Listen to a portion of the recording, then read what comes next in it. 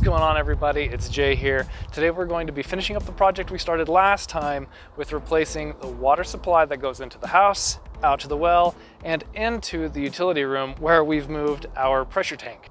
Along with that, we're going to be finishing the line that comes out from the house into the septic tank and a couple other random things here and there. This was a huge undertaking for me to do by myself, even with the help of my dad. So I actually recruited some friends to come out for my birthday and help me finish up some odds and ends, as well as, well, some trenching. Unfortunately, they were gracious enough to help me with that.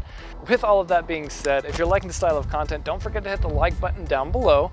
And if you want to follow this renovation from start to finish, hit the subscribe button where I'm going to be doing this entire grand renovation. It rained a night ago after I was doing this digging, and it doesn't look like much of it got pulled back into the trench, thankfully. I'm gonna go ahead and continue digging up, probably to right here, right under that section, and those are the two head plates for the septic tank. So I'm gonna try to cut this back and over. As a brief note, if you haven't seen the first part of this project, I recommend going ahead and watching it now. I'll go ahead and throw a tile up in the top corner. There, I explain in more detail what it is we're trying to accomplish with replacing these well and septic lines and how we're going to go about doing it. Are you back?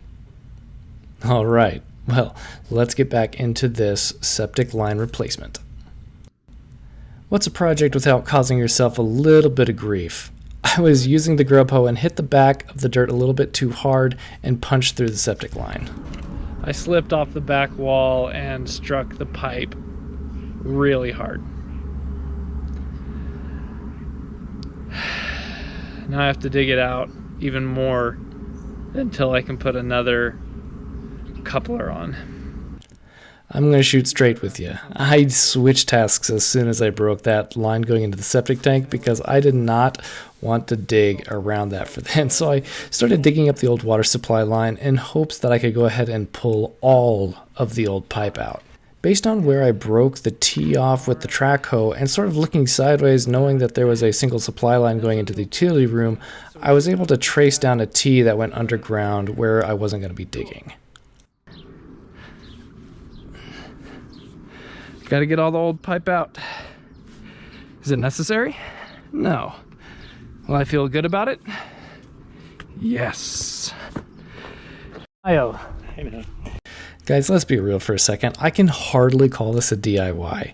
My dad showed up so often that I was hardly ever really working by myself, so shout out to you, Dad. Thank you. You're amazing. That plastic end we saw on the line is an indication that this well has been worked on recently. And I heard it from the neighbor that this well had been drilled down to about 300 feet within the last 10 years. Now, in most places in the country, that might be really deep, and here it's just sort of like the norm. We're pulling from the Santa Rosa aquifer in the Texas Panhandle, and that's how far you have to go to get water here. We're basically living in a desert. Once we had removed most of the old pipe out from the hole in the outside of the house, we had to pull it back out from under the footer. To do that, we used a large crowbar, a piece of chain, and my dad showed me a cool trick where you could just wrap the chain around the pipe and break it free.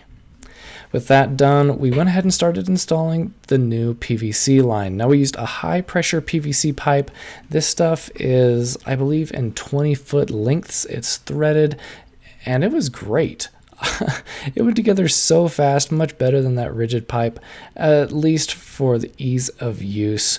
It should last as long as the house does, so I feel really good about putting this back in. The old pipe was corroded all over the place on the inside. We should also have some better pressure since this is a larger line, and I hope it just helps the water quality. Every time I turned on the sink, the water stayed orange for basically a minute and a half, maybe 2 minutes before. So I look forward to having clean water every time I open the faucet. New work is a thing of beauty. I love seeing that new pipe go in. Watch your head, don't get dizzy. There we go. All right, so I had an idea for doing the faucets on the outside of the house separate from the water supply on the inside. That way, if I want to put in a water softener, I can put it outside in the utility room without having to soften the exterior hoses as well. It also gives me control to turn off the indoor water versus the outdoor water separate. So say during cold months, I can turn off the water to the hoses.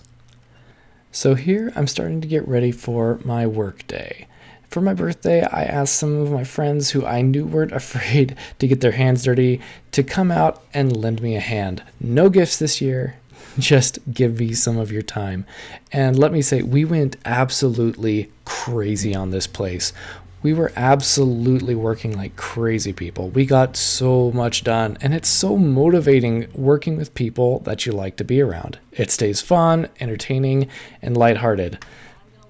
If you're one of those people who thinks that you can't help in a situation like this, let me say you are absolutely wrong. You just being there to help somebody, even if you don't know what you're doing for some of the more complicated tasks, it is a big help.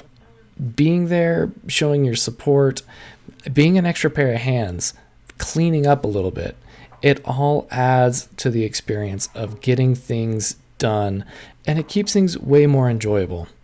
We started working on things that I didn't really plan on doing. We were replacing some of the termite damage in the corner of the house. We were replacing some of the bad joists in the bathroom. We started doing stuff that was on my list for the next month, much less that weekend. So seeing how fast we were going, it was amazing. Do your thing, man. You're natural. I'm natural. I don't like there's a camera on you. Here we are putting the subpanel in the garage. We ran a thick gauge wire underneath the house, under the footer, and up to the side of the garage. That way we can power all our new electronics, our well, and our pressure tank with 220. Yeah. Now, you've seen a lot of my dad, but here is my mother. I swear I'm not a slave driver. She offered to help me with this garden bed. I felt so terrible filming everybody because it made it feel like I wasn't working, but I really wanted to document everything we were getting done. There you can see that shot of the electric line going into the garage. We punched a hole underneath the sidewalk with a fancy little trick that my dad showed me by hammering a piece of fence post into the dirt. And it drilled a hole. It was fantastic. You can see the fruit of our labors here. Everything is nice and clean.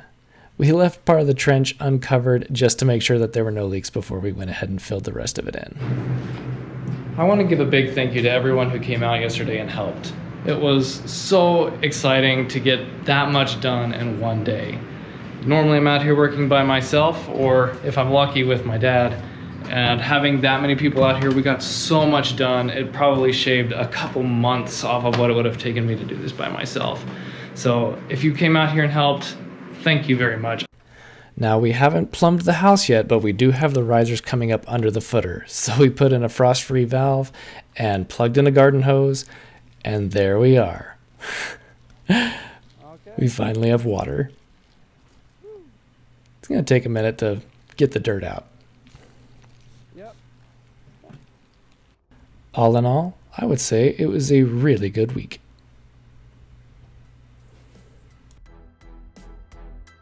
That's all I have for you this time. I hope you enjoyed yourselves. I know I sure did. Having water in this place is a huge step in the right direction. I'm already working on my next video, so don't forget to subscribe, and I look forward to seeing you next time.